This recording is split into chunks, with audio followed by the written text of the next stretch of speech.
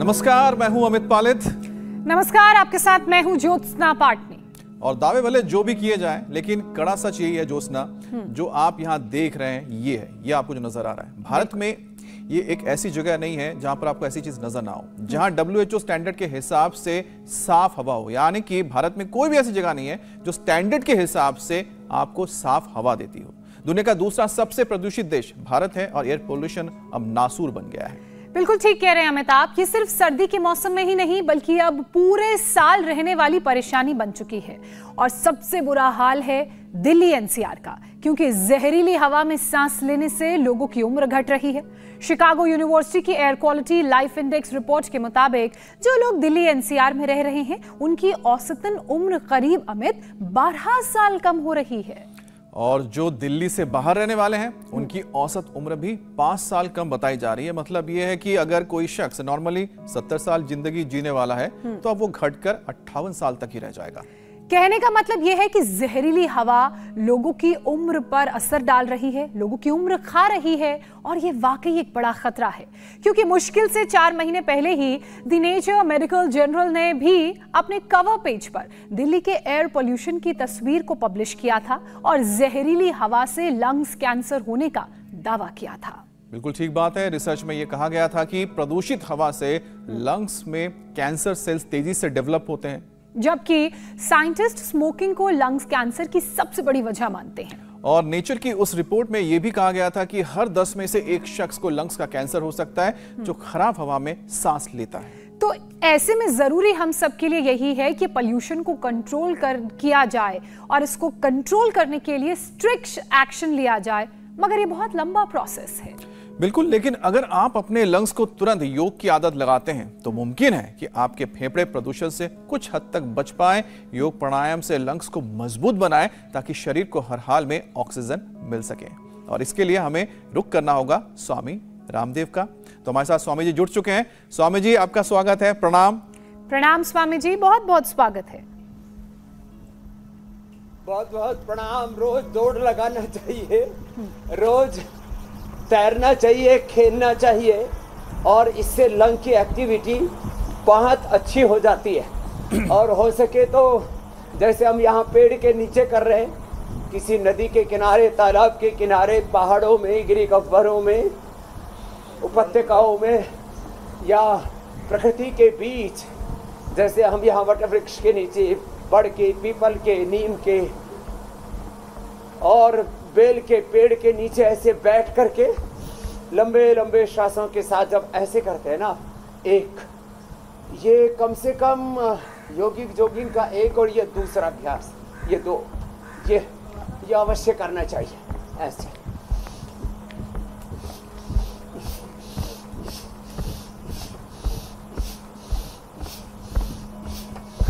और ये लंग की कैपेसिटी को बढ़ाने के लिए बहुत जरूरी होता है योगिक जोगिंग। फिर सूर्य नमस्कार भी बताएंगे। ये ताड़ासन, ये 2 अभ्यास है ना, फेफड़े को इतना स्ट्रोंग बना देते हैं। फिर जिनका फेफड़ा बहुत कमजोर होता है उनको लंग बस्ती भी करते हैं, उनको नस्से भी देते हैं। नस्से में नाक के अंदर तेल डालते हैं और नाक के दोनों तरफ चेहरे पर और माथे पर मसाज करते हैं धीरे धीरे करके। बादाम रोगन, अणु तेल और बहुत ही पुराना कफ नजला जमा होता है तो अणु तेल में ज्योतिष्मती तेल और मिला देते हैं। ये बड़ा जबरदस्त है। और दिव्य धारा से स्टीम लेते हैं, ये बड़ी जबरदस्त है। कोरोना के समय तो बहुत लोगों ने ये किया भी था, अब फिर भूल गए। सप्ताह में कम से कम 1 बार नस्य, सप्ताह में कम से कम 1 बार ये स्टीम, 1 बार एलोवेरा, हल्दी, अमरूद के पत्ते, इनको अच्छे तरह से क्रश करके थोड़े गुनगुने पानी में थोड़ा सेंधा नमक डाल के इन सभी का पानी हो जाता है।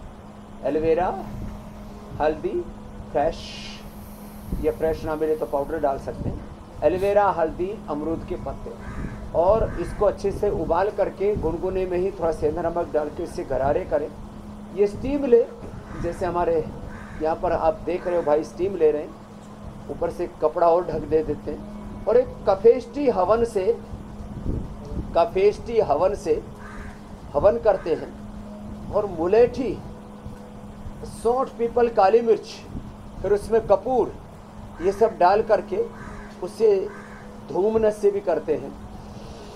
और ये लंग बस्ती के लिए उड़द के आटे के ऐसे ये 2 गोल घेरे बना लेते हैं, और 2 गोल घेरे बना करके उड़द का ही फिर आटा, उससे गोल घेरे बनाए, और उस आटे में थोड़ा सा पानी और लगा करके, और कहीं बाहर ये तेल रिसाव ना हो, बाहर बहे नहीं, इसके लिए फिर अंदर से पूरा इसको पैक करके इसमें गरम गरम सरसों का तेल, इसमें गरम गरम तिल का तेल या सेंधवादी तेल, बला तेल, और उसमें तेल में थोड़ा सा दिव्य धारा और मिला देते हैं गरम गरम तेल में। या ये भीमसेनी कपूर जो हमारे भाई इधर ये नस्से की तैयारी कर रहे हैं, अब इसको जब डाल करके उससे गरम गरम तेल से जब बस्ती करते हैं, गरम गरम स्टीम लेते हैं, और गरम गरम ही गुनगुने तेल से ही नस्से करते, और उसी का धूम नस्से पे भी बताएंगे। तो ताड़ासन, तिर्यक ताड़ासन, फिर ये सूर्य नमस्कार, बड़ा जबरदस्त है। और आज पूरा फेफड़ा स्वस्थ बना करके छोड़ेंगे। सुबह उठ करके ये शंख बजाया करें, शंख ध्वनि अपने आप में ऐसे ये शंख ही बजाते हैं।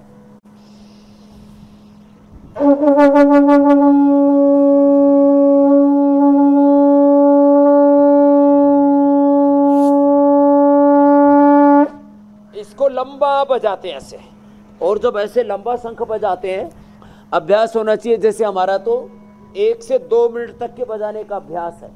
एक बार पूज्य गुरु शरण जी महाराज जी, और हमने वो कितनी उम्र हो गई तो भी उन्होंने बराबर 1 मिनट से ज़्यादा हमारे साथ साथ बजाया।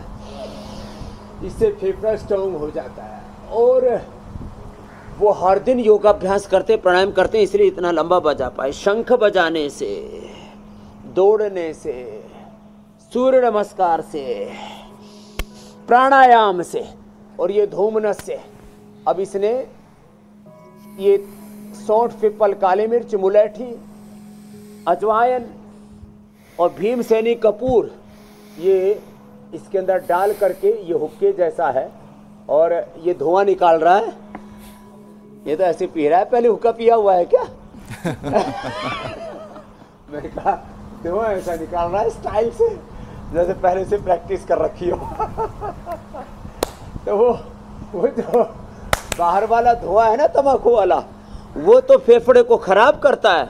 अच्छा, एक बात खास, हमने बीड़ी से, सिगरेट से, और ये जो ईंट के भट्ठों का धुआं होता है ना, उससे फेफड़े खराब कर दिए चूहों के, और उनको हमने फिर ये धूमनस से दिया, उनको हमने श्वासारी दिया, श्वासारी और ब्रोनकोम। इसके पूरे साइंटिफिक, पूरे research paper international top impact के जर्नल्स में प्रकाशित हुए, कोई भी देख सकता, पतंजलि रिसर्च फाउंडेशन की वेबसाइट। वैसे स्वामी जी, क्योंकि हम बात खराब हुए फेफड़ों को भी हम अच्छा कर देते हैं, तो दोनों काम करते हैं अमित भाई। बिल्कुल स्वामी जी, खराब होने से लेकिन जो कण है स्वामी जी इतने छोटे, इतने छोटे होते हैं कि उनको तो आप जाते हैं ना अपनी आंखों से देख ही नहीं सकते, लेकिन जब माइक्रोस्कोप से देखते समझ में आता है कि आखिरकार किस तरह से आपके लंग्स को खराब करते हैं। मैं बात कर रहा हूँ PM 2.5 की, और इसका जो कनेक्शन है वो भी सामने आ चुका है कि आखिरकार उसका सीधा कनेक्शन क्या होता है हमारे बॉडी के साथ, जो वो अंदर जाता है। बच्चों के लंग्स पर जाकर ये ब्लड के जरिए नुकसान पहुंचाते हैं। ऐसे में शरीर के बाकी जो ऑर्गन है उनको भी खतरा ना हो, इसके लिए स्वामी जी क्या उपाय है कि ये जो छोटे छोटे कण हैं आपके शरीर में अगर ना जाए पहली तो चीज, और अगर चले जाते हैं तो उसको कैसे फिर ठीक करें?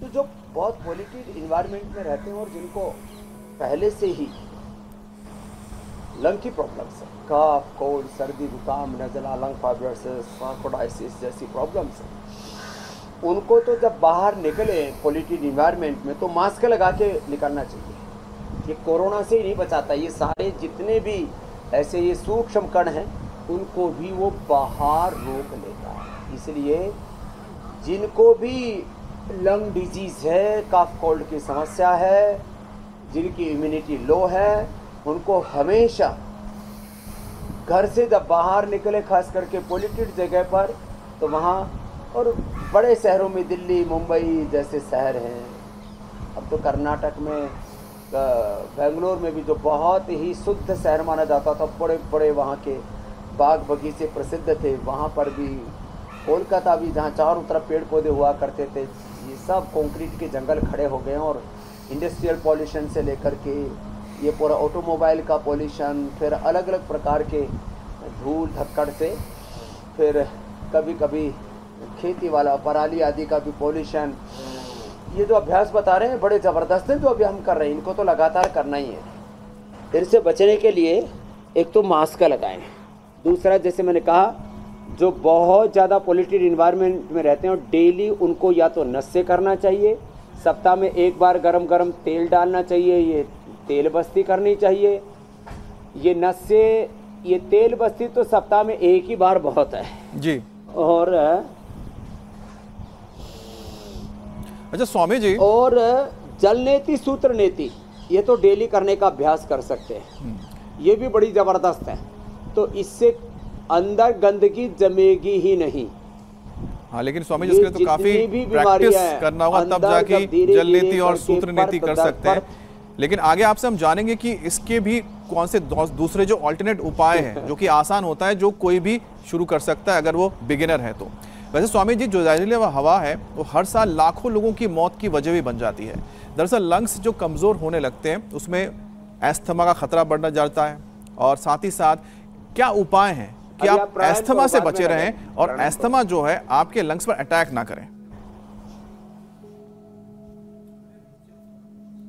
अस्थमा से बचने के लिए एक तो जिनको भी कफ कोल्ड, अस्थमा, दमा, पुराना नज़ला, ये कफ कोल्ड की समस्याएं हैं, उनको ठंडी चीज़ें, खट्टी चीज़ें, घी, चिकनाई, इससे परहेज करना चाहिए। ठीक होने के बाद तो फिर दूध में हल्दी, इलायची, च्यवनप्राश ले सकते हैं। पहले तो हम दूध भी बंद कर देते, दूध केवल और केवल हल्दी वाला दूध ही हम अलाउ करते हैं, बाकी दूध अलाउ ही नहीं करते। तो ये छोटी छोटी बातें, इनका तो ध्यान रखना पड़ेगा। अब जो ध्यान नहीं रखेंगे तो फिर मामला गड़बड़ होगा, और गड़बड़ होगा तो फिर फेफड़ा खराब हो जाएगा, और फेफड़ा खराब हो जाए तो क्या करना है, तो फिर आसन जो कर सके उनको तो आसन करना है, ऐसे हमारे साथ साथ अभी भी कर लें, भस्त्रिका करें, और गोमुखासन, गोमुखासन इसके लिए बड़ा जबरदस्त है। फिर बैठ करके भी जैसे खड़े होकर के हम कर रहे थे ये करें, ऐसे चलो सब ऐसे घुमा, और फिर एक ऐसे करें, ये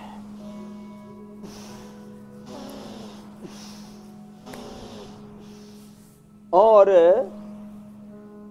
ऐसे अपने जीवन को संवारने के लिए थोड़ा अतिरिक्त पुरुषार्थ जो कर लेंगे, फिर उनको अभियुक्त थोड़ा बहुत, बच्चे गुब्बारे भी फुलाते हैं, बड़ा भी फुलाने में लगा हुआ है, अब कुछ खेल खेल में भी अच्छा हो जाता है। अब फूंक इतनी जोर से मारे हैं कि एक ही बार में फूल जाए, कि एक बार में फूल जाए। खैर, एक बार में ही शंख 1-2 मिनट तक बजा सके, जैसे मैंने बताया था। फिर एक ये भी एक फूकने का है, आजकल ये जो है रेस्पिरेटरी मीटर मिल जाता है,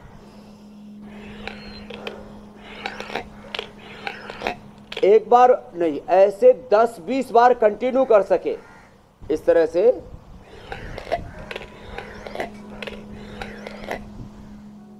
लोग क्या करते, 1-2 बार करते और फिर डह जाते हैं। तो ऐसे अपने कुछ छोटे छोटे उपाय अपना लेने चाहिए, और सबसे अच्छा तो ऐसा है,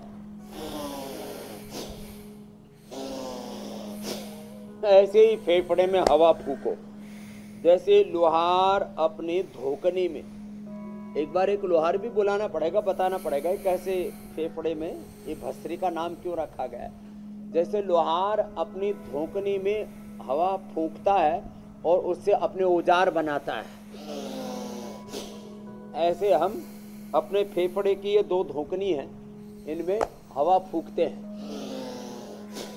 और अपने जीवन का निर्माण करते हैं जी। लंग के एल्वोलाइज, ब्रेन के न्यूरॉन्स, किडनी के नेफ्रॉन से लेकर के हमारे ब्लड सेल, बोन सेल, सारे एक एक सेल, टिश्यू, ऑर्गन्स को, खाली फेफड़ों को ही नहीं, फेफड़ों से रेड ब्लड सेल्स के द्वारा ऑक्सीजन एब्जॉर्ब होकर के पूरे शरीर में जाता है। इसलिए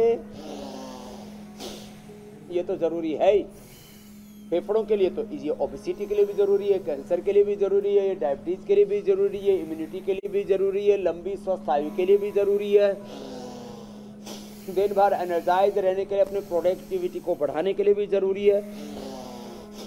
और इसमें जब बाधा पड़ जाती है तब हम ये स्वासारी क्वाथ पिला देते हैं। ये स्वासारी क्वाथ, स्वासारी पाउडर भी खिलाते हैं, ये स्वासारी पाउडर, त्रिकुटा पाउडर, ये सब भी खिलाते हैं, स्वासारी, त्रिकुटा, सितफलादि। और इसमें अभ्रक भस्म मिला करके, स्वर्ण वसंत मालती मिला करके, और उसको भी खिलाते हैं। दूध में हल्दी शिलाजीत भी देते हैं, च्यवनप्राश भी खिलाते हैं। जो रखे हुए हैं ये प्रदर्शनी के लिए नहीं रखे हुए, ये एक परंपरा थी। महर्षि च्यवन बूढ़े हो गए थे, बुढ़ापे में च्यवन ऋषि च्यवनप्राश खा के जवान हो गए थे। आजकल तो ऐसी चटनी मिलती है बाजार में, जवान भी खाए तो बूढ़ा हो जाए, ऐसे मामला नकली हो गया है। तो असली च्यवनप्राश, रियल च्यवनप्राश, सर्वश्रेष्ठ च्यवनप्राश, दूध में हल्दी शिलाजीत च्यवनप्राश लें, खाली पेट ब्रोनकोम और खाने के बाद स्वासारी ले लें, ये बड़ी ज़बरदस्त है। ब्रोनकोम, स्वासारी, लक्ष्मी विलास, ये औषधियाँ। अब तो स्वासारी अवलेही भी बना दिया मैं, स्वासारी, इसमें त्रिकुटा, चित्तफलादि, स्वासारी पाउडर और इसके साथ में अभ्रक भस्म, स्वर्ण वसंत मालती, सब कुछ मिला दिया इसमें एक ही साथ। और हमने वर्षों से लोगों को दिया स्वासारी वटी, कोरोना में खूब दिया था स्वासारी वटी। और ये ब्रोनकोम, ब्रोनकोम सुबह उठते ही 2-2 गोली दे देते हैं, और जिनकी इम्यूनिटी लो हो तो गिलोय घनवटी या इम्यूनोग्रिट भी साथ में दे देते हैं। ब्रोनकोम, इम्यूनोग्रिट या गिलोय घनवटी साथ में, ये खाली पेट और स्वासारी खाने के बाद दे दिया। और स्वासारी गोल्ड, ये ज़्यादा होने पर गर्म पानी से इसका कैप्सूल का पाउडर निकाल करके 2 कैप्सूल जो है शहद में चटा दिया, तो जिनका एक सांस भी आना मुश्किल हो रहा था, स्टीरॉयड से भी अच्छा काम करता है। लोग क्या होता है, जब दमा का अटैक पड़ता है तो स्टीरॉयड वाले इनहेलर लेते हैं, पहले से ऐसे फूंक लो ना, तो फिर आपको इनहेलर की जरूरत नहीं पड़ेगी। तो भस्त्रिका, कपालभाति, अनुलोम विलोम तो अंत में हम बताएंगे जी। इसके लिए अच्छा स्वामी जी, ये भी बड़े अच्छे अभ्यास होते हैं। इन अभ्यासों के बीच एक और टॉपिक है जिसको मैं शामिल करना चाह रहा हूं, और वो है प्यूरिफिकेशन। देखिए, योग से जिस तरह से आप लंग्स प्यूरिफाई करने का तरीका बता रहे हैं, वैसे क्या योगाभ्यास, वर्कआउट करने से ब्लड को भी प्यूरिफाई किया जा सकता है? क्योंकि आजकल तो बोलते हैं ना, ब्लड में भी जो आपके पॉल्यूशन के कण हैं वो दाखिल हो जा रहे हैं। देखो, लोग ब्लड को प्योरीफाइड करने के लिए, ये जिनकी किडनी फेल हो जाती है वो तो कर ही रहे, कुछ लोग और भी ऊट पटांग काम करने में लगे हुए कि हमको तो डायलिसिस कराना, खून साफ कराइए। अरे खून साफ करने के लिए बावड़े परमात्मा ने फेफड़े बना रखे हैं और किडनी बना रखी है, उसको कहीं बाहर मशीन में साफ कराने की जरूरत नहीं। अब ब्रिटेन में और अमेरिका में, यूरोप के कुछ देशों में, ये जो बहुत ज़्यादा बीड़ी पीते हैं, हुक्का पीते हैं, फिर वहाँ जाते हैं और वहाँ जा करके अपने फेफड़ों को धुलवा करके आते हैं, साफ करवा के आते हैं मशीन से। जैसे हम कोलन थेरेपी कराते हैं ना, पेट की सफाई करते हैं, ऐसे ही शंख प्रक्षालन से पेट की सफाई करते हैं। अब ये नाक की, गले की सफाई के लिए, जैसे जलनेति, सूत्र नेति करने के लिए, और मैंने नस से लंग बस्ती, ये सब स्टीम और धूम चिकित्सा बताई थी हमने, धूम नस से। ऐसे लोग कुछ अपने फेफड़ों की सफाई के लिए भी ये जो आर्टिफिशियल तरीका अपनाते हैं, उसकी जरूरत नहीं है। इसमें हवन में भी इतना धुआं मत करो भाई, हाँ, थोड़ा इसको, हवन में भी एक लिमिटेड जो है धूम होना चाहिए, मर्यादा का अतिक्रमण कहीं पर भी नहीं होना चाहिए। बिल्कुल स्वामी जी। अब क्योंकि प्रदूषण की हम बात कर रहे हैं, ब्लड प्यूरिफिकेशन की भी बात करना बड़ा ज़रूरी हो गया था, क्योंकि ऑक्सीजन भी हमारे ब्लड सप्लाई का बड़ा हिस्सा है। स्वामी जी, प्रदूषण जब बढ़ता है तो लंग से जुड़ी एलर्जी सबसे पहले कॉमन सिम्टम के रूप में सामने आती है। तो अब ये जब एलर्जी किसी को हो जाती है तो उसे सांस लेने में दिक्कत होती है, सांस फूलने लगती है। तो आज खास तौर पर लंग्स को कैसे स्ट्रांग बनाएं ताकि किसी भी तरह की कोई एलर्जी का अटैक ना हो और बड़ी बीमारियां ना हो, उसके लिए 5 योग का एक पैकेज करवा दीजिए। तो देखो, गोमुखासन तो सबसे हो नहीं पाता, तो स्कंध संचालन बताया था, और ये मकरासन और भुजंगासन, ये लंग को स्ट्रेंथन करने के लिए, हार्ट के लिए, इम्यूनिटी के लिए। ये पावर योगा भी है, योगा फॉर स्ट्रेंथ भी है, yoga for respiratory system, yoga for heart, yoga for spinal cord, yoga for anti ageing भी है। ये ऐसे पहले धीरे धीरे और बाद में ऊपर उठे तो सांस अंदर, आगे झुके तो सांस बाहर, धीरे धीरे कर ले ऐसे। ये बहुत जरूरी है। भुजंगासन ऐसे दोनों हाथ छाती के दोनों साइड में, पार्श्व भागों से पसलियों से सटे हुए, रिबकेज से सटे हुए दोनों हाथ, दोनों हाथों के हथेली जमीन पर, थोड़ी जमीन पर, पैर पीछे मिले हुए, सांस अंदर भर के ऐसे करते हैं। दूसरा ऐसे हथेली पर हथेली, और ऐसे ये उठ गए, बहुत ही जबरदस्त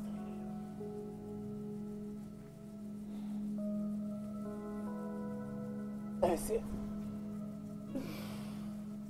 भुजंगासन। फिर ये मकरासन दिखने में हल्का है, लेकिन ये भी लंग के लिए, हार्ट के लिए, घुटनों के लिए, अस्थमा, दमा, कफ, कोल्ड के लिए, एलर्जी के लिए, जिनको बार बार सर्दी जुकाम होता है। अब एक तो जिनको बार बार सर्दी जुकाम होता है उनको खाली पेट इम्यूनोग्लिट मैंने छोटे बच्चों से लेकर के बड़ों तक प्रयोग किया, जिनको बार बार सर्दी जुकाम, कफ, कोल्ड, बीमार पड़ते थे, कोई भी बैक्टीरियल, वायरल, फंगल इन्फेक्शन, कुछ ना कुछ शरीर में, आम लोग भाषा में बोले टल्ली, कुछ ना कुछ हरारत ऐसी होती रहती थी। तो उनको मैंने इम्यूनोग्लिट और गिलोय घनवटी या गिलोय घनवटी एडवांस खिलाया। साल भर इसको खा सकते हैं। थोड़ा इरिटेशन गले में होता है तो जितने भी एंकर हैं उनको भी सबको एक कंठामृत रखना चाहिए। अचानक खांसी सी आ जाती है, बड़ी ऊहापोह की स्थिति हो जाती है और बड़ी दिक्कत में आ जाते हैं भाई बहने जो एंकर्स होते हैं, उनको भी रखना चाहिए। नहीं तो लौंग, काली मिर्च, मुलेठी, मिश्री, अब ये सब चीज़ों को एक साथ मेंटेन करना मुश्किल हो जाता है ट्रैवलिंग आदि के अंदर, यात्रा आदि में, या कार्य स्थानों पर, वर्किंग प्लेसेस के ऊपर। इसलिए मैंने कंठामृत बोला। लवंग आदि, खदरा आदि वटी भी इसके लिए बहुत अच्छे हैं। फिर ये मकरासन, भुजंगासन के साथ अभी शलभासन, धनुरासन और मरकटासन भी कराएंगे, ये भी फेफड़े के लिए बहुत अच्छे हैं। और जो कर सकेंगे उनसे चक्रासन, नहीं तो उष्ट्रासन और मत्स्यासन भी कराएंगे। तो फेफड़ों का पूरा योगाभ्यास का पैकेज भी चल रहा है। 100 ग्राम बादाम, 50 ग्राम उसके अंदर खांड और 25 ग्राम काली मिर्च, 25 काली मिर्च, 50 खांड मिश्री और 100 बादाम जी। अब खांड मिश्री की जगह इसमें खजूर भी मिला सकते हैं, खजूर को कूट लें उसके साथ, और काली मिर्च को। तो 50 ग्राम काली मिर्च, 50 ग्राम खांड मिश्री या खजूर। खजूर कल पे ही करवा देते, खजूर और अनार, पपीता ये खिलाते हम कफ कोल्ड वालों को। और ये अभ्यास जो कर रहे थे भुजंगासन, शलभासन और ये धनुरासन, आगे मैं बढ़ जाता हूँ। अभी ये तो उल्टे लेट करके और सीधे लेट करके ऐसे, फिर बैठ करके उष्ट्रासन भी बहुत अच्छा होता है, गोमुखासन भी बहुत अच्छा होता है। जो कर सके ऐसे चक्रासन करना चाहिए, ये बड़ा अप्रतिम होता है फेफड़ों के लिए।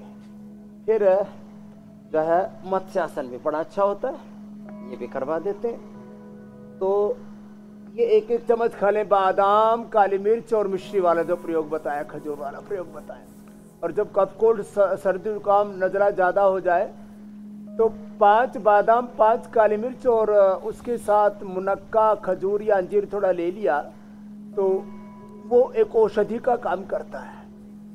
हाँ, और उसमें हम घी, तेल आदि तो बंद करवा ही देते हैं। बहुत दिक्कत होती है, दम उखड़ने लगता है, सांस घुटने लगता है, ऐसे लगता है कि अब मर जाएंगे, ये स्थिति हो जाती है। स्वामी जी आप कह रहे हैं उनके लिए एक बहुत सरल सा उपाय बता रहा हूं मैं। जी जी मेरे भाई। नहीं आप सरल तो उपाय बताए, उसके बाद में तो उपाय सरल सा बस इतना सा है कि उनको घी, मीठा, चिकनाई सब बंद करके कुछ दिन तक, हम 1 सप्ताह तक हम खजूर कल्प कराते हैं। जितनी इच्छा होती है उनको खजूर खिलाते हैं और खजूर के साथ थोड़ा अनार पपीता देते हैं और बाकी चीजें सब बंद कर देते हैं। और उसका परिणाम ये होता है, जिनको 10-10 बार इनहेलर लेना पड़ता था, वो भी स्टीरॉइड वाला इनहेलर, वो तक छूट जाता है। और जिनका फेफड़ा पूरा सिकुड़ा हुआ है, अंदर सूजन आ जाती है, यहाँ तक कि छोटी छोटी गांठें, लंग फाइब्रोसिस हो जाते हैं, सार्कोडाइसिस हो जाता है, उनको भी हम एक खजूर कल्प, इसका हमने नाम दिया है। खजूर मूल रूप से खिलाते हैं, थोड़ा अनार पपीता देते हैं, बहुत ज्यादा भूख लगे तो भुना हुआ चना खिला देते हैं। बस इतना ही प्रयोग करवाते हैं। आसन जो मैंने बताए इतने आसन करवा दें। स्वामी जी भी ना हो पाए तो उनको, जैसे मैं अभी थोड़ी देर पहले ही कह रहा था, ऐसे। जी मेरे भाई। स्वामी जी उस पर भी आते हैं, क्योंकि मुझे लगता है कि उसके साथ ये टॉपिक भी जुड़ जाएगा जो आप बताने जा रहे हैं। क्योंकि पॉल्यूशन से जो एलर्जी होती है उसमें सबसे कॉमन हमने देखा है कि छींक आना, आँख नाक से पानी बहना। ऐसे में कई लोगों को मैं जानता भी हूँ जिनकी छींकें शुरू होती है तो स्वामी जी रुकने का नाम ही नहीं लेती, और हल्का सा भी डस्ट आया तो लगातार वो छींकने लगते हैं। उनकी हालत ऐसी हो जाती है कि जैसे कि बीमारी पड़ जाएंगे। 50-100 बार तक आती है छींकें, और इतनी छींकें आती हैं, किसी को तो छींकते ही छींकते, जैसे मैं कल बता रहा था, यूरिन निकल जाता है, किसी को छींकते छींकते हर्निया हो जाता है, किसी को छींकते छींकते इतनी खराब हालत होती है, आंखें लाल हो जाती हैं। इन सब चीज़ों से बचना के लिए एक ही उपाय है, ये जो जल नीति, सूत्र नीति जो कर सके तो बहुत अच्छी बात है, नस्य और धूमनस्य स्टीम। नहीं तो इतना तो जरूर कर लेना चाहिए, घर में कम से कम सरसों का तेल ही डालें। घर में सरसों का तेल ही मात्र नाक में डाल लेते हैं और पतंजलि बाम नाक के दोनों तरफ लगा लेते हैं। थोड़ा दिव्य धारा, ये जो दिव्य धारा हमने लोगों को ऐसे बोतल में भी उपलब्ध करा रखी है, ये दिव्य धारा का रोल भी है हमारे पास, दिव्य धारा का रोल भी दे देते हैं। तो दिव्य धारा का रोल, इसको ऐसे सूंघ लेते हैं, ऐसे नाक पे लगा के, इससे भी नाक एकदम खुल जाती है। और ये ऐसे कपड़े पर डाल करके इसकी 1-2 बूंदें ऐसे ही पड़ जाती है, इसकी 1-2 बूंद ऐसे ही डाली, और ये कपड़े पर जब पड़ती है और उसको उस कपड़े से फिर वो सुगंध लेते रहते हैं। और इससे मैंने देखा, नहीं तो एकदम से परेशान हो जाते हैं। मैंने ये कोई जानलेवा रोग नहीं है, ये नज़ला, कफ, कोल्ड, सर्दी, जुकाम, स्नीजिंग, लेकिन परेशान बहुत करता है आदमी को, और कुछ सोचता ही नहीं है, उसी में पूरा खो जाता है, कोई काम नहीं कर पाता। बिल्कुल, हमारी प्रोडक्टिविटी बहुत घट जाती है और बस उसी पर ध्यान लगा रहता है। तो इसलिए तुरंत उससे बाहर निकलने के जो उपाय बताए इनको कर लें। और हमने उसका आहार भी बता दिया, अकेला दूध भी ना पिए, दही तो कतई ना खाए जी। और सामान्य ऐसे कभी कभी किसी को नज़ला हो जाता है तो हमारे गुरुजी कहते थे, भाई दही में गुड़ या शक्कर डाल करके खा लो, और दूध में हल्दी, शिलाजीत, या दूध में ये खजूर, और या एक और आता है खारेक बोलते हैं उसको, और एक ये छोटी या बड़ी पीपल, इसको उबाल लेते हैं। तो ये 3 से 5 पीपल उबाल लेते हैं, इसका दूध का टेस्ट बिल्कुल अलग हो जाता है, बड़ा ज़बरदस्त होता है। मुलेठी भी दूध में डाल करके उबाल देते हैं। तो खजूर या छुआरा, उसको दूध में उबाल लेने से फिर वो दूध कफ नहीं करता है, नहीं तो दूध में कफ करता है, उसमें चिकनाई भी होती है जी, और उसकी प्रकृति कफ कारक है।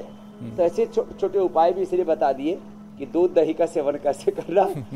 कुछ लोग अब ऐसे देखो, जिनको नज़ला है पुराना, जिनको कफ कोल्ड है, बहुत दमा है, उनको नहीं, ऐसे अचानक सर्दी जुकाम हो जाती है तो बेसन का हलवा बना करके खाने से, या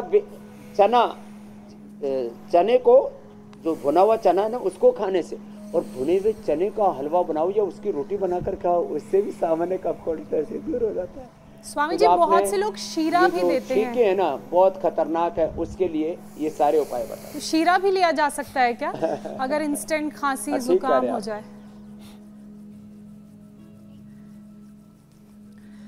स्वामी जी क्योंकि लगातार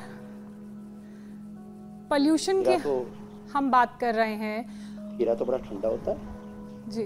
शीरा शीरा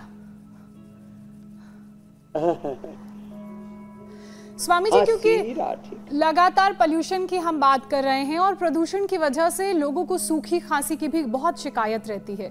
कई लोग तो खांसी आने के बाद पूरी तरह से खांस भी नहीं पाते और उनके पेट तक में प्रेशर पड़ता है, बेचैनी रहती है।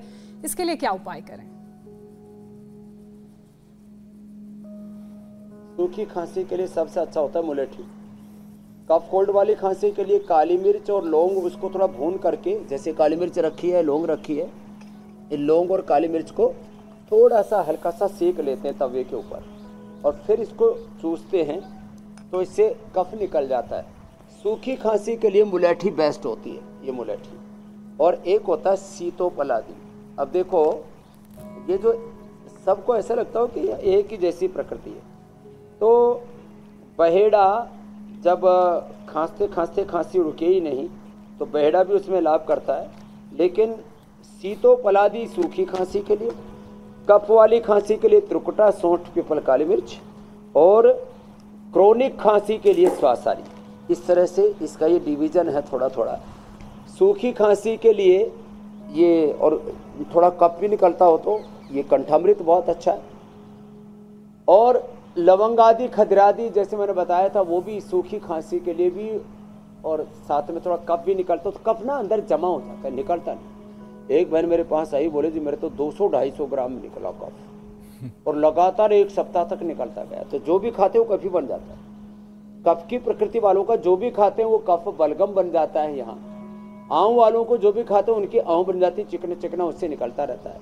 मोटापा वालों को जो खाते हैं उससे फैट सेल ही अंदर तैयार होते रहते हैं। जिनका कोलेस्ट्रॉल बढ़ा हुआ उनको फिर जो है वो फिर कोलेस्ट्रॉल बढ़ता चला जाता है। तो जब शरीर की प्रकृति में विकृति आ जाती है, अब जैसे मैं यदि 1 लीटर भी गन्ने का जूस पी लेता हूँ तो मेरी तो शुगर नहीं बढ़ती।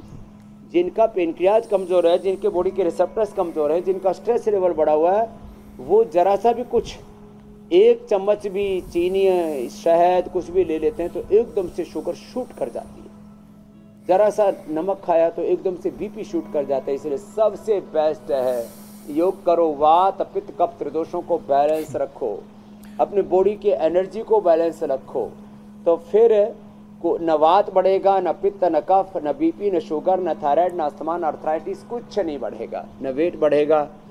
और हाँ, जीवन में स्वास्थ्य बढ़ेगा, सुख बढ़ेगा, शांति बढ़ेगी, समृद्धि बढ़ेगी, आनंद बढ़ेगा। ये होगा योग से। इसलिए योग तो सबको करना अनिवार्य है। इसमें ज्यादा न कर पाए ना तो खाली प्राणायाम ही करने। स्वामी जी का सीधा असर फेफड़े पर पड़ता है। प्राणायाम की ओर हम बढ़ते हैं, वो खाली प्राणायाम ही करना है। लेकिन साथ में एक, क्योंकि लंग्स की बात हो ही रही है तो एक रिपोर्ट का जिक्र भी कर लेते हैं, जिसके मुताबिक कोरोना से जो लोग संक्रमित हुए थे उनमें भी से ज्यादातर लोग जो हैं आज भी लंग्स के फाइब्रोसिस की परेशानी से जूझ रहे हैं। तो लंग्स फाइब्रोसिस से बचने के लिए क्या सावधानी बरतनी चाहिए, और जिनको लंग्स फाइब्रोसिस हो गया है अब उसको कैसे ठीक करें? तो एक तो रोज 5 से 10 मिनट, और जिनका फेफड़ा 80-90% तक खराब हो गया है, फेफड़े में छेद हो गया है, जिनको निमोनिया, डबल निमोनिया और पसली ये चढ़ जाती है छोटे बच्चों की, तो बहुत बुरी हालत होती है, हाँफने लगते हैं। तो फेफड़ों पर, हार्ट पर कार्डियक अरेस्ट से, रेस्पिरेटरी सिस्टम के ब्रेकडाउन होने से बहुत लोग मर रहे हैं कोरोना के बाद। तो जिनका भी कोरोना में फेफड़ा खराब हो चुका, अब हमने सामान्य कफ कोल्ड अस्थमा दमा से लेकर के लंग फाइब्रोसिस इसके ऊपर काम किया। श्वासारी और ब्रोनकोम दोनों, श्वासारी ब्रोनकोम, श्वासारी गोल्ड, ये समान रूप से लाभ करती हैं। तो ब्रोनकोम 2-2 गोली खाली पेट, और ये श्वासारी 2-2 गोली खाने के बाद बहुत ज़्यादा खांसी आदि होती रहती है तो बीच बीच में ये श्वासारी प्रवाही भी पिला देते हैं, या श्वासारी क्वाथ जैसे मैंने बताया था, श्वासारी क्वाथ दे देते हैं, श्वासारी अवलेह भी बना दिया। तो ये खाली पेट ब्रोनकोन खाने के बाद श्वासारी या श्वासारी गोल्ड 2-2 गोली दे दिया। और दिन भर जब भी प्यास लगे सामान्य पानी पीना ही नहीं, मेडिकेटेड वाटर पीना। कफ रोगों में श्वासारी का पानी या दिव्य पे दिव्य पेय भी हम पिलाते हैं, ये भी बड़ा अच्छा लाभ करती है। दिव्य पेय जो है ये हमने उसमें वो ड्रॉप डिप वाली भी बना रखी है। और वात रोगों पीड़ांतक या एलोवेरा, गिलोय, पारिजात, निर्गुंडी और सहजने का, और पित्त रोगों में एलोवेरा, लौकी, वीटग्रास का पानी पिला देते हैं, एकदम उसका प्रशमन हो जाता है। तो लंग फाइब्रोसिस 100% ठीक होगा श्वासारी से और ब्रोंकोम से मेरे भाई। ये पूरा हमने clinical research, clinical control trial कर रखा है। स्वामी जी बस हाँ, प्राणायाम जरूर करें। भस्त्रिका 10 मिनट मैंने बोला, कपालभाति आधा घंटा, अनुलोम विलोम आधा घंटा, थोड़ा सिंहासन, ये भी बड़ा जबरदस्त है। ये सिंहासन और ये उज्जाई, स्नोरिंग स्लीप एपनिया भी से ठीक हो जाता है। नहीं तो रात को सोते सोते लोगों का सांस रुक जाता है, दम घुटने से कई बार तो लोग मर जाते हैं। इसलिए स्लीप एपनिया सोते समय मशीन लगाते हैं, उसकी जरूरत नहीं पड़ेगी। जी वैसे स्वामी जी, मतलब प्रदूषण से आप सोचिए कि लंग्स के ऊपर असर पड़ता है, खून के ऊपर असर पड़ता है, और साथ साथ में ये शुगर के लिए भी आप कह सकते हैं कि एक इम्पॉर्टेंट क्लू बन जाता है, या फिर क्या कि इम्बैलेंस कर देता है। तो ऐसे में जो लोग पहले से ही शुगर के पेशेंट है, वो खुद को कैसे बचाएं, और लोग जो पॉल्यूशन में डायबिटिक होने से कैसे बचें? क्योंकि अपने आप में बहुत हैरानी की बात है कि इससे डायबिटीज भी हो जाता है पॉल्यूशन की वजह से। हाँ, ये जो डायबिटीज है ना, का एक कारण पॉल्यूशन भी है। इरेगुलर इनडिसिप्लिन्ड लाइफस्टाइल भी है, स्ट्रेस तो है ही सो है, जेनेटिक कारणों से तो होती है। और ज़्यादा जो सिंथेटिक दवाइयाँ, सिंथेटिक जो अलग अलग प्रकार के विटामिन, न्यूट्रिशंस, प्रोटीन्स खाते रहते हैं, उससे भी डायबिटीज़ होती है। तो भस्त्रिका, कपालभाति, अनुलोम विलोम तो सबको करना ही। उज्जाई और सिंहासन भी बता दिया था। डायबिटीज़ के लिए मैं जो है 5 आसन बता देता हूँ, 5 नहीं तो 2 ही कर लें। मंडूक आसन, अंगूठा अंदर, उंगलियां ऊपर, मुट्ठियां बंद, नाभि के दोनों ओर ऐसे लगाते हैं। और खाली पेट मधुनासिनी खाने के बाद मधु ग्रीट और उठते ही इम्यूनोग्रीट से शुरू कर देते हैं। और खीरा, करेला, टमाटर का जूस, गिलोय, सदाबहार, चिरायता, कुटकी, गुड़मार भी उसी जूस में मिला देते हैं। आंवला, एलोवेरा इसी जूस में मिला दो। खीरा, करेला, टमाटर का जूस अकेला नहीं, इसमें थोड़ा आंवला, एलोवेरा, गिलोय, तुलसी, नीम, हल्दी आदि डाल करके ले लें। कोलेस्ट्रॉल बढ़ा हुआ है साथ में तो थोड़ा लहसुन, प्याज भी इसमें मिला सकते हैं। बड़ा जबरदस्त होता है। मंडूकासन, मुट्ठी बांध के और मुट्ठी खोल के ऐसे, ये 1 से 5 मिनट ऐसे करना है। और कपालभाति के साथ करना है। इससे पेनक्रियाज 100% एक्टिवेट हो जाता है। पेनक्रियाज के साथ इससे पेट भी अच्छा होता है, लिवर, किडनी भी अच्छी होती है। इससे पाइल्स, फिशर, फिस्टुला की प्रॉब्लम, माँ बहन बेटियों को माहवारी की प्रॉब्लम, मासिक धर्म की अनियमितता भी दे। इससे कपालभाति से माथे पर ओज तेज आता है, चेहरे पर ग्लो आता है। जिनको चेहरे पर झाई आ जाती है, चेहरा मुरझा जाता है, बहुत मतलब चेहरे की इतनी बुरी हालत हो जाती है। मैं तो देखता हूँ किसी के ना चेहरे पर ऐसे पूरा वर्ल्ड का नक्शा सा बन जाता है, अलग अलग तरह की चित्र विचित्र दाग धब्बे तैयार हो जाते हैं। कांति लेप भी लगाते हैं, एलोवेरा, एलो कांति के न्याय भी वो भी लगाते हैं। लेकिन ये कपालभाति मंडूकासन और कपालभाति योग मुद्रासन के साथ किया जाता है ना, तो बहुत जबरदस्त इसका असर होता है। ऐसे बाह्य प्राणायाम के साथ और ऐसे स्वामी जी कर सके तो ये वक्रासन या अर्धमत्स्येंद्रासन। अर्धमत्स्येंद्रासन तो ज्योत्सना जी कर लेगी, मैं वक्रासन करवा रहा हूँ और साथ में पवन मुक्तासन। देखो स्वामी जी, जब तक उत्तान पादासन बहुत ही जबरदस्त है। डायबिटीज और डायबिटीज के कॉम्प्लिकेशंस, किडनी भी ठीक रहेगी, आंखें भी ठीक रहेंगी, neuropathy, retinopathy, nephropathy, gangrene, frozen shoulder. और डायबिटीज के कारण से शरीर को अंदर से शुगर ऐसे खा जाती है जैसे दीमक लकड़ी को अंदर से खा जाती है। ऊपर से देखने में ठीक ठाक लग रही है, लकड़ी के अंदर घुन लगा हुआ है, तो ये घुन की तरह है डायबिटीज, तो अंदर से खाएंगे नहीं। अब योग आयुर्वेद अपनाएंगे, डायबिटीज और डायबिटीज के कॉम्प्लिकेशन से भी मुक्ति पाएंगे अमित भाई। बिल्कुल स्वामी जी। और स्वामी जी, वक्त हो चला है कि आप अपने रामबाण टिप्स भी बताएं, लेकिन जब तक आप अपने टिप्स को तैयार कर रहे हैं तब तक हम ये बता दें कि कल किस टॉपिक पर आप लोगों को उपाय बताएंगे। सिर दर्द, मसल्स पेन, पेट में ऐंठन, सितंबर में क्यों बढ़ता है डिप्रेशन, भूख गायब, मूड खराब, एनर्जी डाउन, सीजनल डिसऑर्डर से बचाएं प्राणायाम।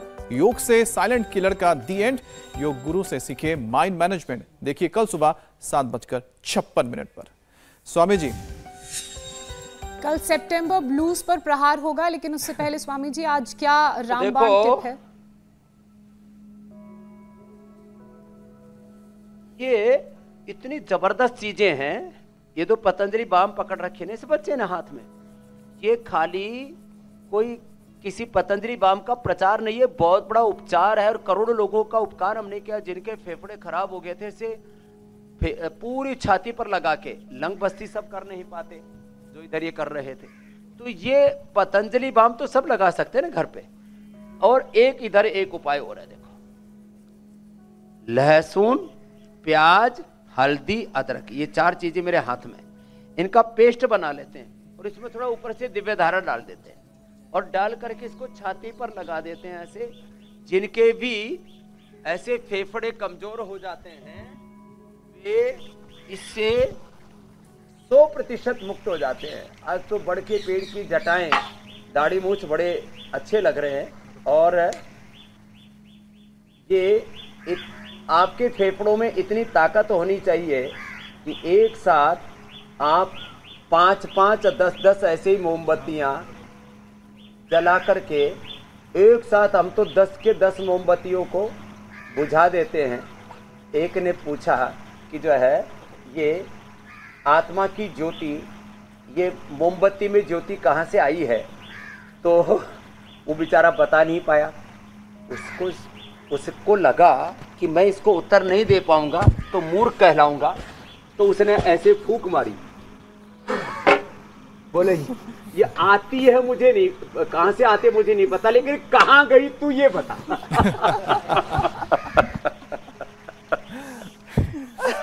ये भी ठीक है। तो ज्योति तो आती रहेगी, जाती रहेगी, लेकिन जीवन ज्योति सबकी जली रहे, इसके लिए हमने आज सारे उपाय बता दिए। जलनेति, सूत्र नेति से लेकर के, नशे से लेकर के, लंग बस्ती से लेकर के, और ये स्टीम और ये धूम नस्य तक। तो बहुत बहुत धन्यवाद, बहुत बहुत प्रणाम। ऐसे ही रोज सबको जगाते रहेंगे, उभारते रहेंगे, उपचार करते रहेंगे। अब आप समाचार सुनाओ। प्रणाम। प्रणाम स्वामी जी।